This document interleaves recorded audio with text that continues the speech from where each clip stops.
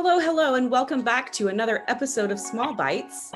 I'm here today to talk to you about transformative justice and why at TGM we choose transformative justice.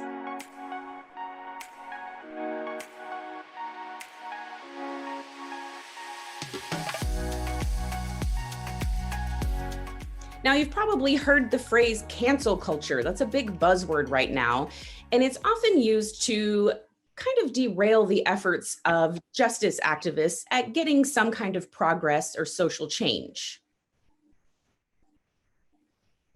You've probably seen cancel culture in effect, where you see maybe somebody says something on social media, or a business makes a certain decision, or somebody does something that's problematic, and then there's a sudden outcry to boycott or cancel or get rid of that person or that thing that did the harm. Now, cancel culture says if we boycott and we get rid of and we eliminate this person or this problem, it will no longer be a problem. Unfortunately, that's not actually the case. We know that zero tolerance and cancel culture end up often pushing the problem to another community or putting the problem off on someone else. When we talk about transformative justice, on the other hand, we're talking about keeping the problem and fixing it rather than pushing it off on someone else. So I'm going to tell you 5 things about transformative justice that make it really different from what you might think of as cancel culture. Number 1, in transformative justice, we believe that everyone is on an accountability process all the time. Everybody that exists on this planet needs to be looking at themselves and considering how they may be enacting harmful or oppressive behaviors, whether they know it or not. Cancel culture tends to believe that that person is the problem, or that business is the problem, or over there's a problem. In transformative justice, we say we're all the problem and we can all work together to be on our own accountability journeys and to support the journeys of other people as well. Number 2, in transformative justice, we believe that people are not disposable. We believe that humans are valuable and we want to invest in humans wherever they are. Now, I've done a lot of work in a lot of different places, and I've worked with a lot of people that have done a lot of harm. And the thing that I've learned from all of that work is that every single person that does harm has been harmed. And so we have to recognize that people are not acting in a way that is motivated only by themselves, but that they too exist in a context and they are not disposable. Cancel culture says, let's get rid of people. Transformative justice says, no one is disposable. Number 3, in transformative justice, we believe that we heal our own communities. Like I mentioned, we're trying not to push problems or to push harm into other communities. At the Gracious Mind, we invest in our communities. We do the hard work of justice and transformation within our communities.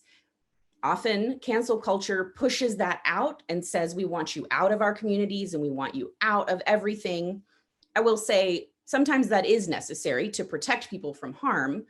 But broadly speaking, transformative justice says we invest in our own communities and we heal our own communities so that we can have the kind of communities that we want. Number 4, transformative justice says that it's not the person that's the problem. What we understand about social justice, advocacy, and activism and labor is that any person that does harm or that says things that are problematic or that engages in oppressive behaviors, they have learned it from somewhere. They exist in systems that are inherently oppressive and racist and classist and all of those things. So that person didn't just pop out of nowhere and it didn't just happen in a vacuum. So with transformative justice, we are going in and working with a person or a group or a few people or whatever that is. But really what we want to know is, how do we dismantle these systems that were around them that caused them to develop these harmful and problematic behaviors to begin with? In cancel culture, you very rarely see people talking about or being willing to talk about how someone got to the place that they're at, or how it happened that they are causing this kind of harm. Typically, cancel culture is going to say that doesn't matter. There's no reason. There's no excuse. And certainly there are no excuses, but there certainly are explanations. And if we only target our work on the problematic people, we will never dismantle the problematic systems that keep creating problematic people. And number 5, in transformative justice, we do not believe that suffering is required for change. Often in cancel culture, the concept is that we punish people. We make people suffer. We make people feel really terrible, and we push them all the way, just all the way. And we know that that doesn't actually create change. First, we know that that actually creates resistance to change. And second, it often ends up causing additional harm, additional traumas to the people that are there, that are witnessing it. And so that idea of like inflicting suffering, it's kind of rooted in capitalism in terms of that transactional nature of like, you caused me suffering, therefore, if you don't also suffer, we're not even.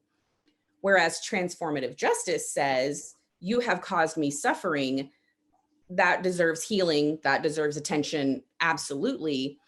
But the infliction of reciprocal suffering will never get us anywhere. It gets you catharsis, you feel better for a minute, but it doesn't actually create change. Transformative justice, on the other hand, says that suffering is not required, but discomfort absolutely is. It is absolutely necessary to look at uncomfortable truths, to face the harms that we've done to each other, to take responsibility for and try to resolve and try to engage with those harms. Discomfort, absolutely necessary, and often quite a propulsion for change. That discomfort can kind of push us into change. When we move into the idea that suffering causes change, we've moved away from transformative justice. So those are some of my thoughts on transformative justice. I do a lot of reading and research, and I have a lot of training and education in this area. So these ideas are not mine. I did not come up with these ideas that I've shared with you today. I'm going to put in the comment section below, not the comment section, what do you call it? The description section. Well, I'm going to put in the description section below some links to some resources that you can read more about transformative justice. And I'm also going to drop the names of some people that are worth following, whose work is worth reading and digging into, because it really helps expand and explore some of these ideas that I've talked about today. And then there are a ton more ideas that are worth digging into. So as we wrap up our Summer of Pride here at TGM, I want to remind you that justice is a process. It is not a product. None of us in our lifetimes will see full and appropriate justice for all. We will never see that. But we can all commit to a justice process, to owning our own accountability process, to supporting other people in their accountability processes, and really investing in the communities that we want to see and we want to have for ourselves. We hope you've enjoyed our Summer of Pride programming. We're so excited about all of the great work we've done this summer, and we've got a lot more cool stuff coming up in the fall. Please check out our social media and our website. Like, subscribe, comment. We want to know what you think. We'll look forward to seeing you next time on Small Bites.